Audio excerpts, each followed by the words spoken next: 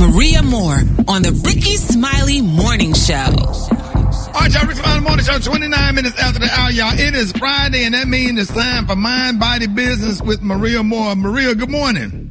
Good morning, Ricky. You know, today we are talking a not to do list.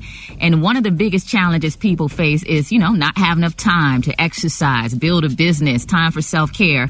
But Ricky, the reality is they're probably wasting time.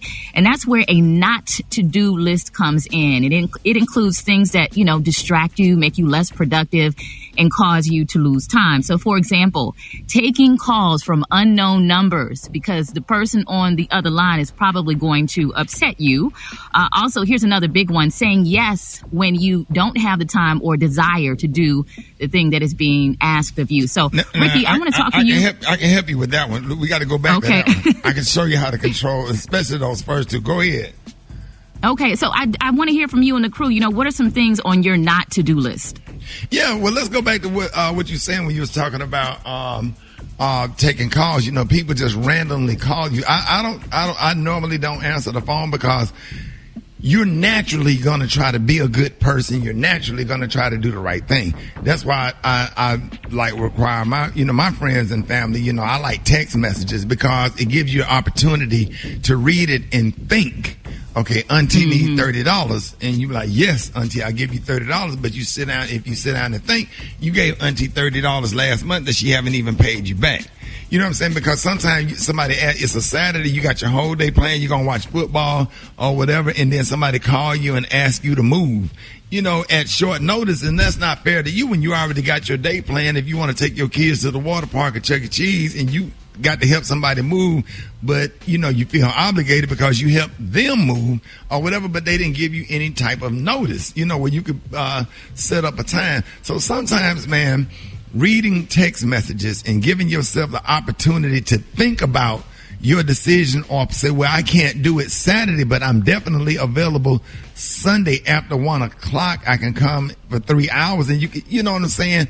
Because, man, you get thrown into decisions because sometimes taking a phone call is like being put on the spot or whatever, and it'll throw you off, and you can control that because you're going to naturally be a good person and try to help everybody and do the right thing. So just so you won't get overwhelmed, get it in a text message so you can sit down and think, look at your calendar and plan, say, okay, I promised my grandmother I was going to take her somewhere. I can't do it that day, and things don't start overlapping. That's why I like text messages, so I can be a little bit more organized. Yeah, I love sense? that. Yeah, absolutely. And one thing that I had to do also, Ricky, because my schedule is so busy, is I actually started scheduling time that I call to check in on my relatives, and some people say, oh man, you should just be open to, talking to your family and your friends. But when that happens, you have something planned, you get distracted, you start having long conversations, you're reminiscing, and you look up and 2 hours have already gone by. So between 7 and 9 p.m., that is my time when I'm texting people, I'm calling and I'm checking on them.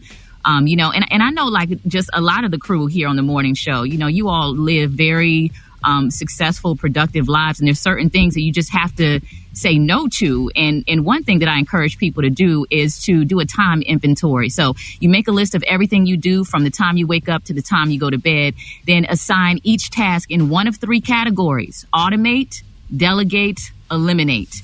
Because there are certain things that you need to pass off and let someone else do. And Ricky, you have a good system because, when we hung out in Dallas, you have a great team, a really great team. Right.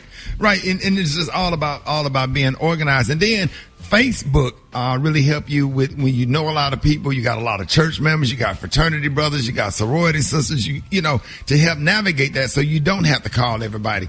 Because if you just simply leave a comment or a LOL on somebody's post or whatever, that's almost like a, hey, how you doing? You good? Kind of like a way of keeping in touch, because you just can't call everybody, you know, because sometimes you end up on the phone for hours and hours and stuff, and things just overlap. So it just really helps. It's like a Tide Pod as opposed of a big ass cup of washing powder, but a Tide Pod, a little bitty Tide Pod can wash a whole load of clothes. But just learn how to create that Tide Pod and set some little small, friendly, loving boundaries or whatever. See, my thing is, call me in case of emergency, but don't do so much calling just to be calling. But if you got an emergency, save that phone call for emergency, especially when you're dealing with somebody that's busy, that has a busy schedule. Let everybody know your social media and how you can be reached.